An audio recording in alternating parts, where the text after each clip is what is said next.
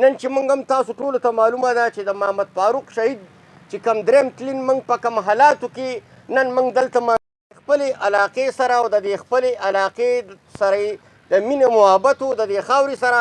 څنګه چې موږ دا جدوجهد کوو دغسې به زموږ سره زموږ په دې جدوجهد کې هغه به برابر شریک او د قام په مشکل او په تکلیف کې به باقاعده طور باندې په اولني صف باندې زموږ سره په هر تکلیف او په هره سخته کې به ودرېدو او د هر ظلم او د هر زیاتۍ او د هرې بې انصافۍ په خلاف به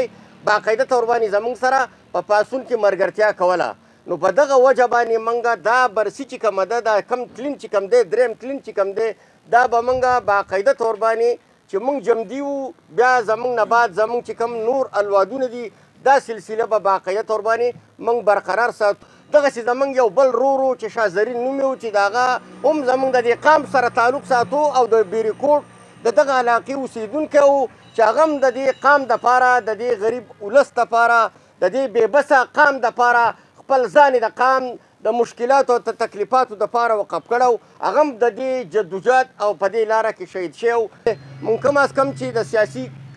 کورنۍ سره تعلق ساتو نو کم از کم موږ به په دې ننني ورځ په مناسبت باندې کم از کم موږ د دې ملک په حالاتو د دې علاقې په مشکلاتو د دې علاقې په تکلیفاتو کم از کم موږ به یو خبره دوه کول پکار دي چې نن تاسو ټولو ته معلومه ده چې نن په دې ملک کې کم مشکلات او د کم تکلیفاتو سره مخامخ دی که د دې نه مخکې چې کم حکومت و اوس موجوده چې کم حکومت دی د دواړو حکومتونو په منځ کې چې کم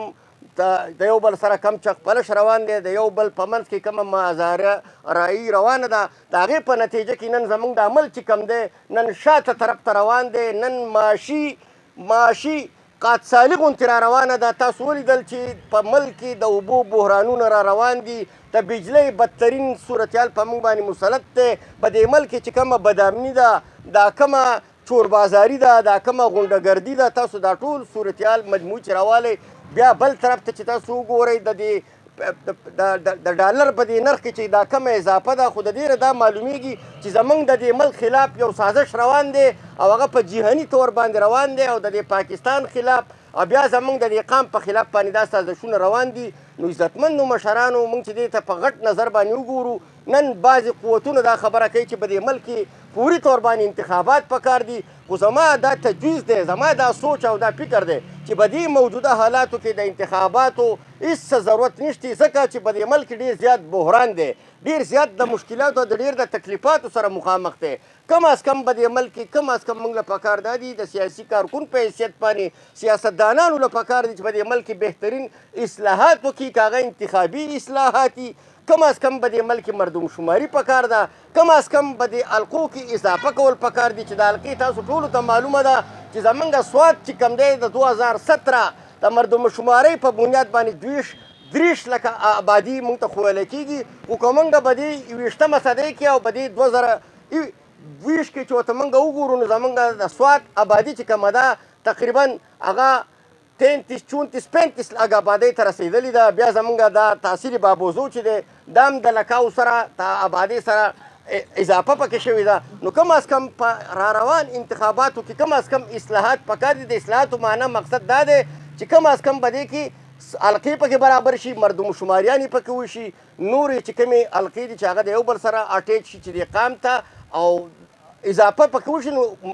پیدا به پکې دی انتظامي طور باندې به په هغې کې دا پیدا چې د ممبرانو تعداد به پکې سیوا شي. نن د هغې په نتیجه کې زموږ په ملکن ډیویژن کې او په سوات کې په دې غریب ولس باندې په دې مظلوم ولس باندې د ټیکسونو یو برمار په موږ باندې راغی. تاسو ټولو ته پته ده چې د 2023 پورې د هغې دپاره بیا زموږ د دې علاقې مشرانو سیاسي پارټیانو د بازار مشرانو وکیلانو صاحبانو یو جدوجهد وکړو حکومت وایي چې د 2023 پورې به په ملکن ډیویژن کې د ټیکس نه به مستثنا وي خو 2023 خو یو کال پاتې دی که موږ جمدي وو 2023 را روان دی په هغې کې به بیا دا ټیکسونه په موږ باندې نافظ کېږي. نو د دغه انضمام په نتیجه کې د ملکن ډیویژن هغه قانوني او هغه عیني حیثیت ختم شو. تاسو ټولو ته معلومه ده چې موږ اوس هم قبایلي علاقې وو او دا چې کله ریاست سوات مدغم کېدو نو په هغې کې باقاعده طور باندې دا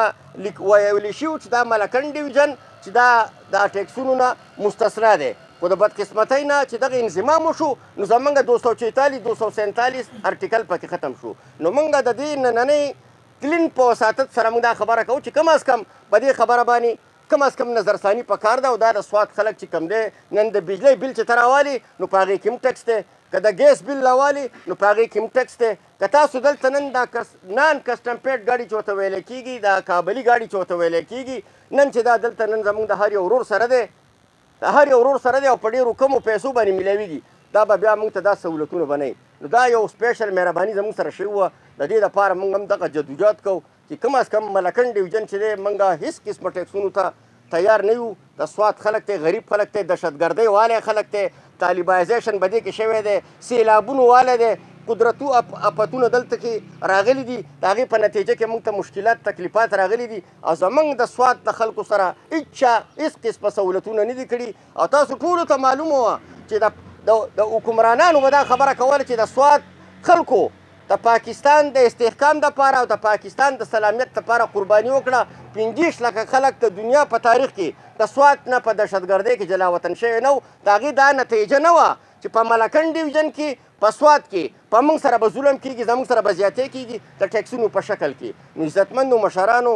موږ تاسو ته خواست کوو سوال درته کوو چې موږ د سیاسي کارکون په حیثیت باندې ستاسو د یو ورور په حیثیت باندې دا زما ذمهداري جوړېږي چې ستاسو هر نمونه مشکل ستاسو هر نمونه تکلیف راتو نو انشاءالله تعالی څنګه چې موږ مخکې جدوجهد کړی دی څنګه چې موږ تیر پخوا جدوجهد کړی دی دغسې زه به هم دا جدوجهد کوم زما وروڼه به هم کوي زما د خاندان چې څومره افراد دي هغه به باقاعده طور باندې د هغه د سیدو یونین کونسل په حواله باندې